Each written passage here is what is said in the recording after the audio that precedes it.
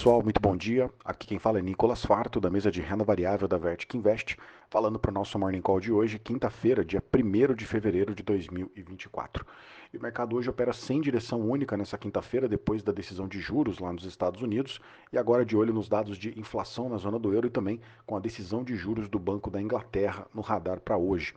Lá na Ásia, hoje o fechamento ficou com viés negativo, o Japão fechou com queda depois de alguns comentários do Banco Central japonês, sinalizando que pode mudar a política de juros negativa. Já lá na China, o PMI industrial, medido pelo setor privado, ficou um pouco acima do esperado, mas não foi o suficiente para reverter o sinal negativo das bolsas por lá. Na Europa, o foco hoje é a inflação na zona do euro e a decisão de juros pelo Banco Central da Inglaterra.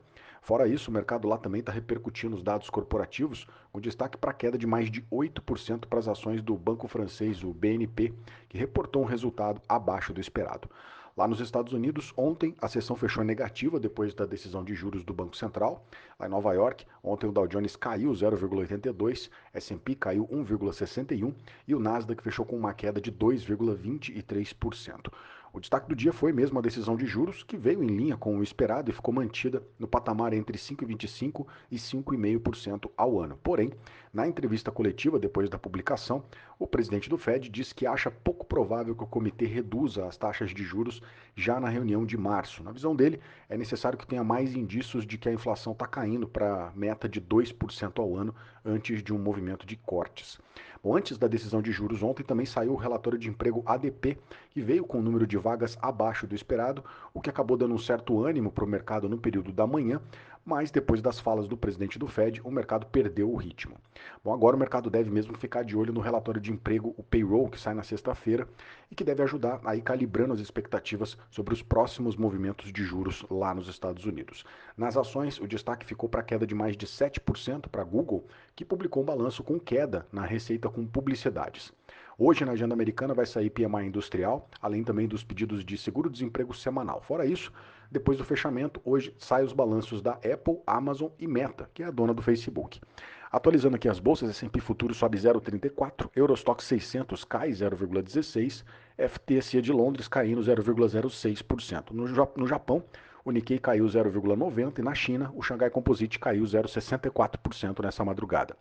O índice dólar, o DXY, está subindo 0,43% agora e os juros de 10 anos do mercado americano estão caindo 0,43%, cotado a 3,94 no anualizado. O petróleo está subindo um pouco agora pela manhã, o Brent sobe 0,87%, petróleo cotado a 81 dólares e 25 centavos o barril, negociando em alta antes da reunião da OPEP, que acontece hoje, mas que não deve mudar a projeção de produção de petróleo, pelo menos por enquanto.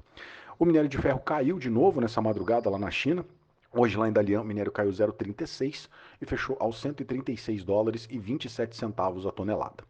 Aqui no Brasil, ontem o Ibovespa chegou a operar com uma alta mais forte no período da manhã, mas acabou arrefecendo e fechou com uma alta menor, subindo 0,28% na sessão de ontem, terminou o dia nos 127.752 pontos. O dólar caiu 0,2% e fechou aos R$ 4,93.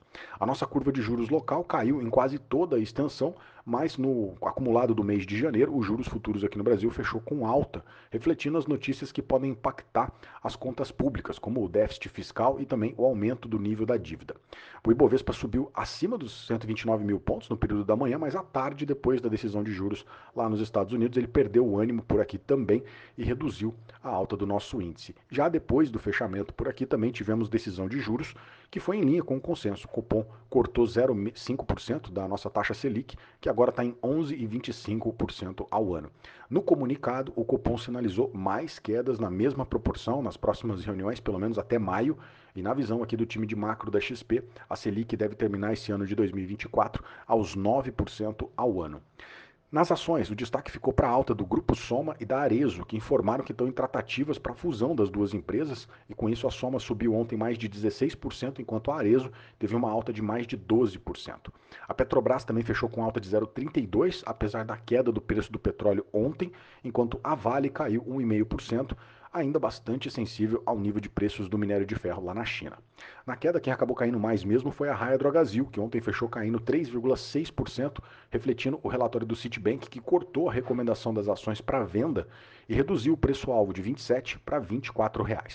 Para fechar, a agenda que hoje está mais vazia, com destaque apenas para o PMI industrial e também para a inflação ao produtor aqui no Brasil. Bom, esses são os destaques para hoje. Eu agradeço a sua companhia e te desejo um excelente dia. Um grande abraço, valeu e até amanhã.